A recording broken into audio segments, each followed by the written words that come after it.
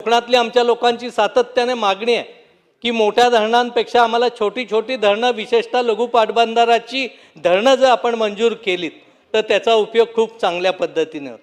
एक तीव्र धरण फुटल्यानंतर तातडीने या शासनाने ते तीव्र धरण बांधण्याची भूमिका घेतली आणि मला सांगायला अतिशय आनंद आहे, विशेषतः मुख्यमंत्री आदरणीय अजितदादा आणि शिंदे साहेबांना मनापासून धन्यवाद देत की आज धरणाचं काम शेवटच्या टप्प्यावर त्या माध्यमातून आलेलं.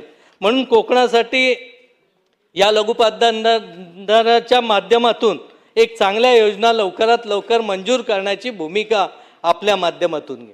या धरणाला जागा जाते आणि या जागेचे पैसे देण्याचं काम अनेक वेळा विलंबानं होत असतं. परंतु रत्नागिरी जिल्ह्यामध्ये पुरुष असेल, चव्हाणवाडीच्या ठिकाणचं असेल किंवा अन्य धरणामध्ये आमच्या इथले प्रांताधिकारी प्रकाश लिगाडेंनी एका बटन दाबून सर्व लोकांचे नुकसान भरपाई पैसे देण्याचं धोरण देखील या माध्यमातून केलेलं आहे. त्यामुळे ह्याद्वारे आपल्याकडे मागणी करतो की कोकणासाठी खास जलसंधारणाचं पॅकेज द्यावं, लहान बंधारे व्हावेत, चेकडॅम्स व्हावेत, तलावाच्या सुधारणांना प्राधान्य देण्याचं काम या माध्यमातून. जलयुक्त शिवाराबाबत मगाशी सांगितलं की ही एक आपली महत्त्वाकांक्षी योजना आहे आणि ह्या योजनेच्या अंतर्गत आपलं काम देखील खूप चांगल्या पद्धतीने चालू आहे.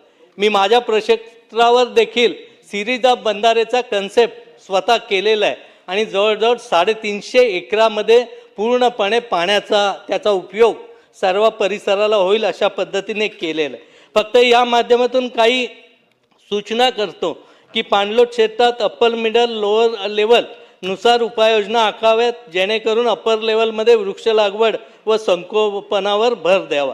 कोकणासाठी स्वतंत्र डिझाईन व कॉस्ट नॉर्म ठरवावेत. कोकणात नैसर्गिक ओढे व नाले बहुतांश खाजगी मालकीचे आहेत.